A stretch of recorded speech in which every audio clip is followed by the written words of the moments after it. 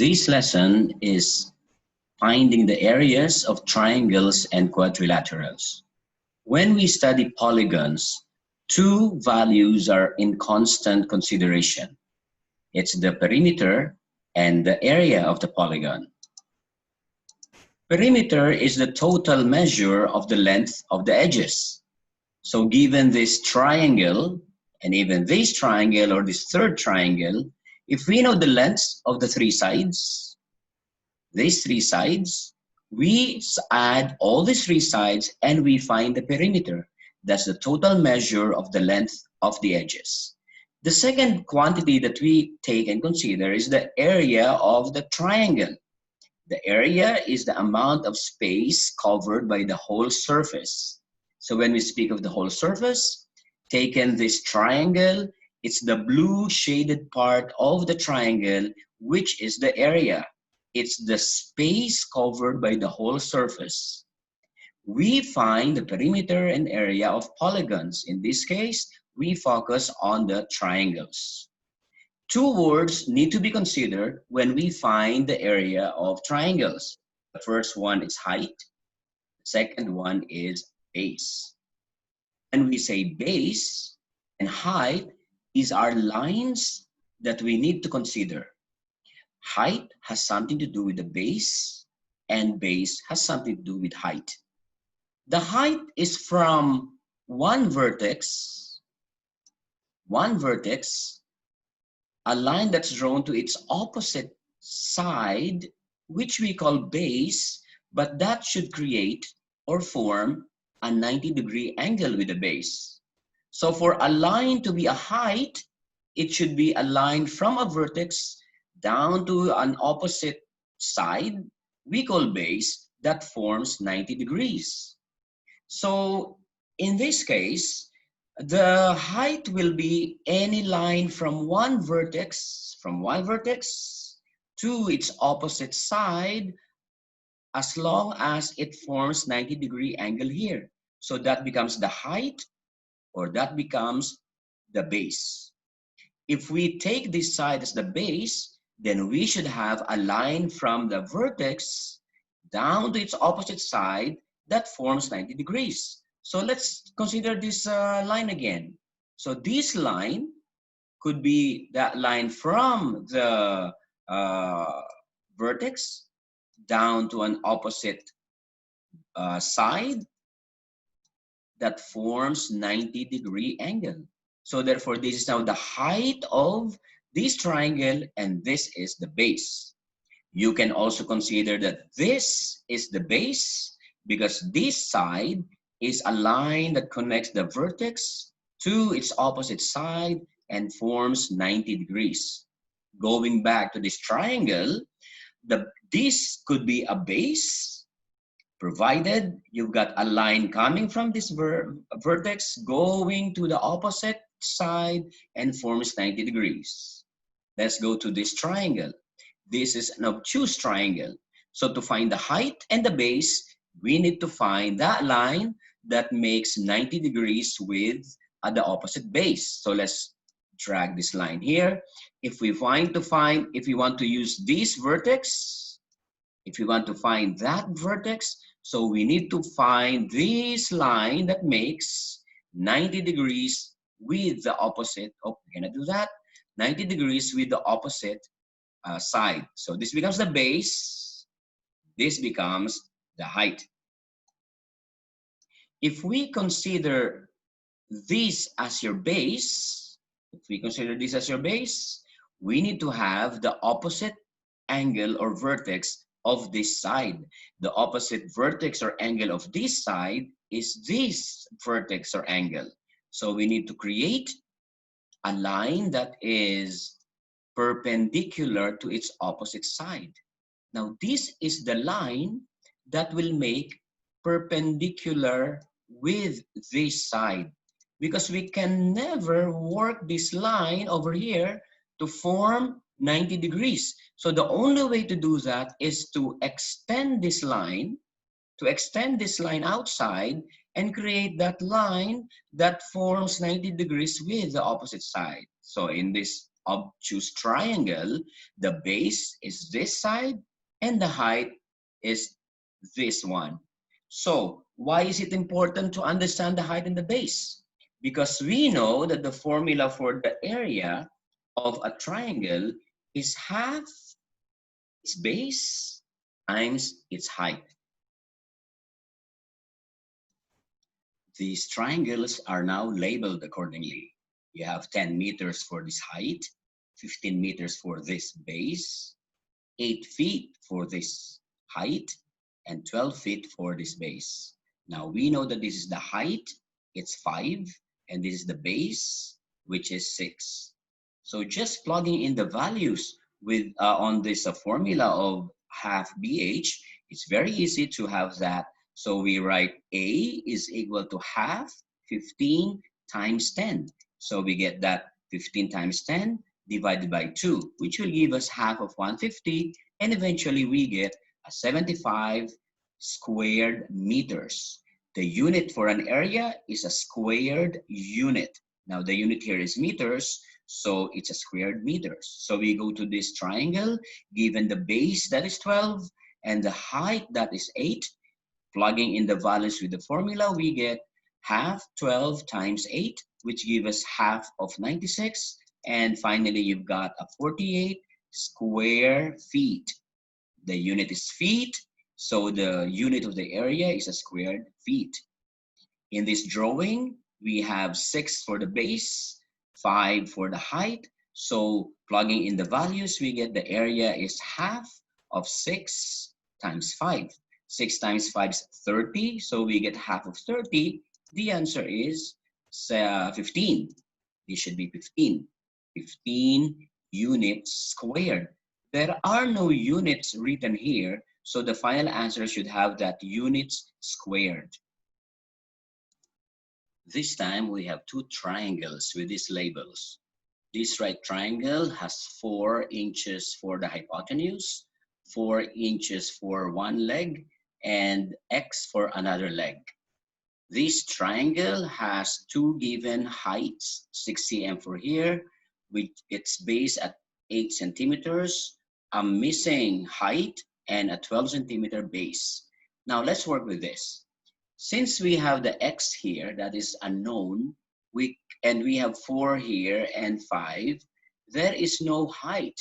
In this triangle, the height is the X, the base is the 4.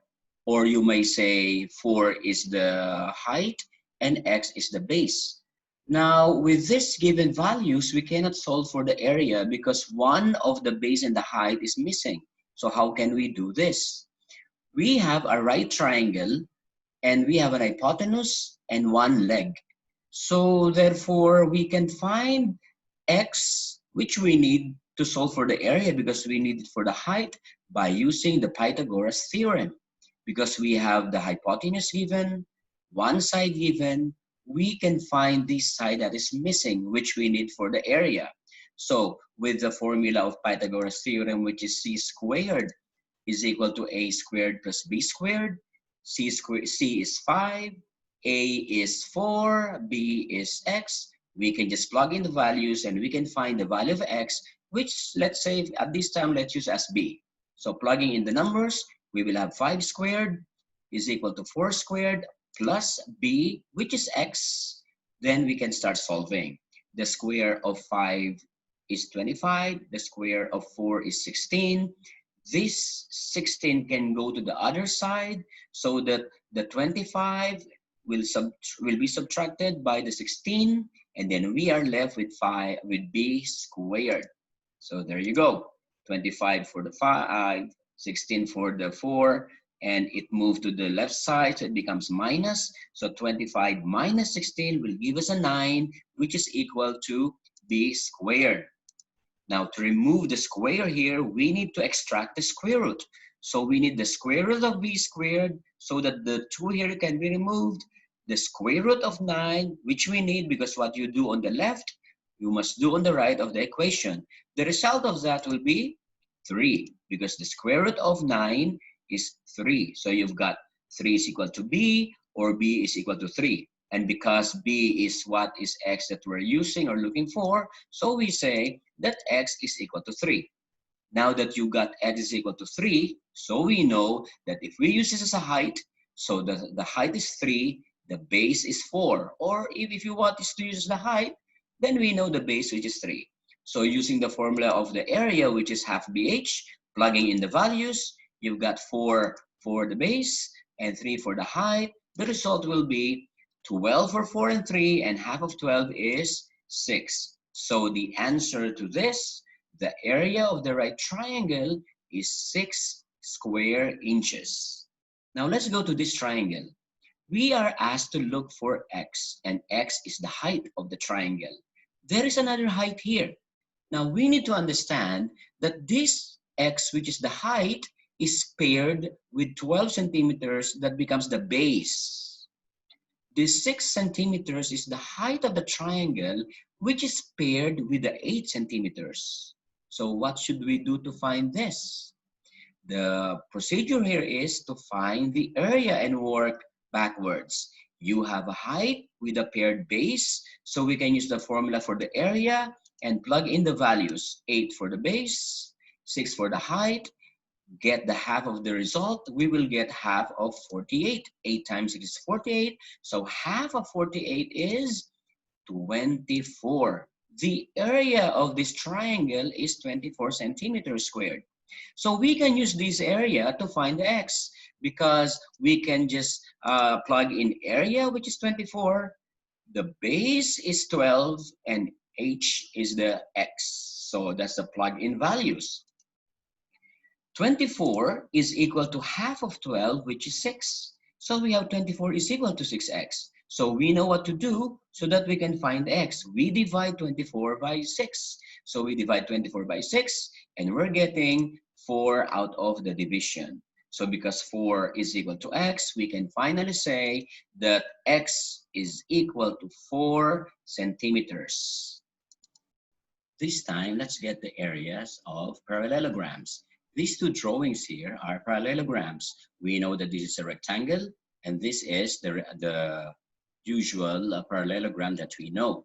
Now, everybody knows that the area of a parallelogram of a rectangle is length times width. That is right. This is the length, and this is the width. Now, for a parallelogram, which is like a triangle, we change the word length and width to base and height. One more time, we're using the words base and height, which is basically the length times width. So for a rectangle, this is what we call the height, because it makes 90 degrees with the base. So we call this as the height, and we call this as the base, which before we called length and width. So it doesn't matter if we call it length or width, but it's good to call it height and base this time, because we'll be dealing with the parallelogram, which will be using the height and base as well. So for a parallelogram as this, we need to find the height and the base. So again, the height is a line that connects two sides that forms 90 degrees. So from this side to the opposite side, when it forms 90 degrees, then that's the height, and this is the base. So both of these are bases.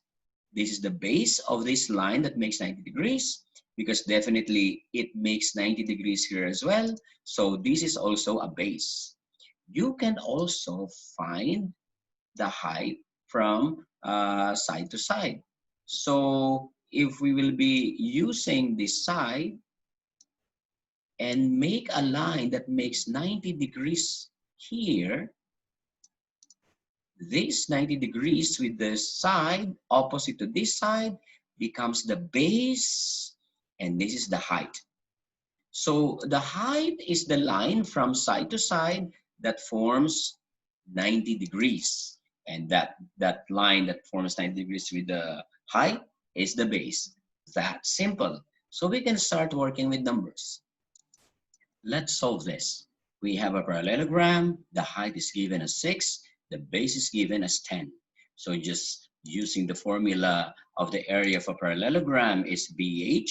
So we just plug in the values and we're getting 10 for base and the 6 for the height. So we know that 10 times 6 is 60. So therefore the answer is 60 units squared. There are no units given for 6 and 10. So the value of the area should be 60 units squared. Now, let's find the areas of kites, rhombuses, and trapezoids. This is a kite, this is the rhombus, this is the trapezoid. Now, we know that a rhombus is also a parallelogram. So, to find the area of a rhombus, you can also use the formula area is equal to BH. So, you just draw a line again from one side to the other side that forms 90 degrees. So, this becomes the base, and that line becomes the height. You can also use that formula for the rhombus. But in this case, there is a formula that you can use for both kite and rhombus to find the area. It's half D1, D2. D1 means the first diagonal. D2 means the second diagonal. So we'll deal with that later. The second formula is for the trapezoid. The formula for the trapezoid is half B1 plus B2 multiplied by the height. Let's understand these formulas. D1 is the diagonal. Diagonal is from one vertex to another. So this vertex going to this vertex is one diagonal. So this could be that diagonal. We can call it D1. The other diagonal is from one vertex to the other vertex. So we can take this line, and this line now is the second diagonal. So if you know the measure of this line, the diagonal, and you know the measure of this line, just plug in the values, multiply them, take the half, and you get the area of the kite. This formula is also used in finding the area of a rhombus, which I said before. You can also use the BH formula for a parallelogram. So D1, D2 means the diagonal that you know from vertex to vertex, and the other diagonal that you know from vertex to vertex. Just plug in the values and you can get the area.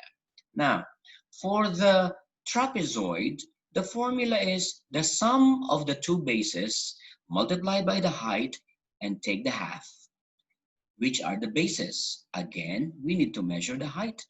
So the height is from one point, one side, down to its opposite side. We deal with the parallel lines or sides. Remember that trapezoid is a quadrilateral with a pair of parallel sides. And these are the two parallel sides. These are the two bases. This is B1. This is B2. Well, you can call this B1 as well. Then this is B2. It doesn't matter. So what is the height? The height is the line from one parallel side down to the other parallel side. That makes 90 degrees. So we can work with this now. You can just draw that line from one parallel side to the other parallel side, and then they should make the 90 degrees, and this becomes the height. If you know the height, you know the two bases, then you can just plug in the values and you can solve for the area of the trapezoid. Let's solve some problems here. We have a kite and a rhombus and the trapezoid. We're not doing any of the rhombus. So the kite has a 10 for this side, an 8 for half of the diagonal, and this diagonal has 12 for this side and an X. Now to find the area of a kite, we have this formula, A is equal to half of D1, D2. So we need to have the value of D1, and this is D1. But we only have half of 8. We need D2. This is D2. And only the bigger part is 12, and there's an X there which we need to find out so that we can have the whole length of D2. Now D1 is with 8 here as a half, and we know the property of a kite that it has one diagonal that is divided by the other diagonal. So if this is 8, we know that this is also 8. So thereby with that, we can have D1 is equal to 8 plus this 8 here. Definitely we'll have D1 is equal to 16. So this is equal to 16. We already have a D1. So we need to find D2. But we have 12 here and an X. So we need to find X. Now for us to find X, we need to consider this triangle, because we know that this is X to be 8 as given, and we know this side to be as given. And this symbol here tells us that this triangle is a right triangle. Thereby, we can use Pythagoras theorem again to solve for this, because we need the 12 plus X. So we find that. So Pythagoras theorem will work to find X. 10 is the C, 8 is the A, and X is the B. So we're looking for the B. Let's plug in the values. 10 is the C, 8 is the A. So we've got 10 squared is 100, 8 squared is 64, plus B squared. So values will be 100 minus 64 is equal to B. This 64 will go to the other side. So we've got this 100 minus 64 is equal to B squared. And the result of that will be 36. 100 minus 64 is 36. So B squared is 36. We want to remove the square, so we extract the square root. The square root of B squared and the square root of 36 will give us the value 6. And we have B. So B is the X. So therefore we know now that X is equal to 6. So we can deal with this now, that D2 is equal to 12 plus X. So if X is 6, D2 is equal to 18. D1 is 16, D2 is 18. Now we can go with the formula that says the area of a kite is half D1, D2. Let's just plug in the values, and we're getting 16 for D1, 18 for D2. Multiply this, and then divide by 2, and you'll get the area of the kite. 16 times 18 is 288. Half of this is 144. So the area of the kite is 144 units squared. There is no given units of measurements, so we write units there for the final answer. Now let's go to the trapezoid. In this given figure, we have the height that is given, and that's 22. We have one base, which we usually call B2, that is 35 feet. There is no base 1. So we will find base 1 or B1. The formula for the trapezoid's area is half open quantity base 1 plus base 2, and then close that and multiply by the height. We know the area it's given, 693 feet squared. We know the height that's given, 22. We know one base, 35. We are looking for base 1. We plug in the numbers and the values. Area is 693. 35 is B2. 22 is the height. So just use your algebra knowledge. We can get rid with 1/2 first. So how do we do that? We cancel this by multiplying both sides by 2. When you multiply both sides by 2, you are canceling the half here.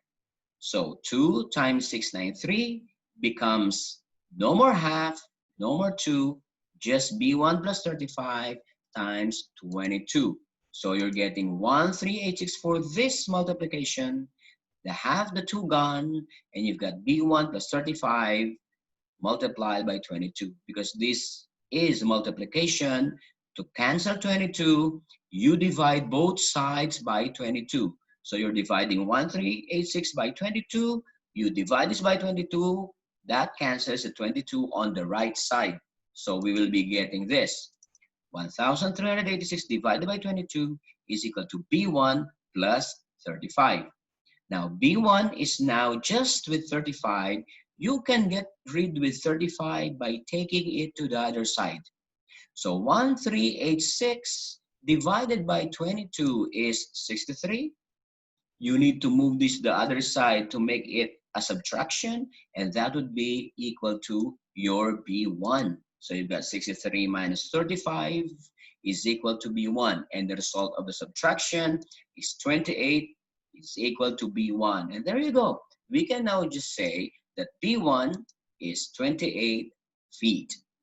That's how to solve for the areas of polygons. In this case, we focus on triangles, parallelograms, kites, rhombuses, and trapezoids. If you know the formula, you can find the areas, and these formulas will help you find some other parts like diagonals, bases, and heights of these polygons given the area.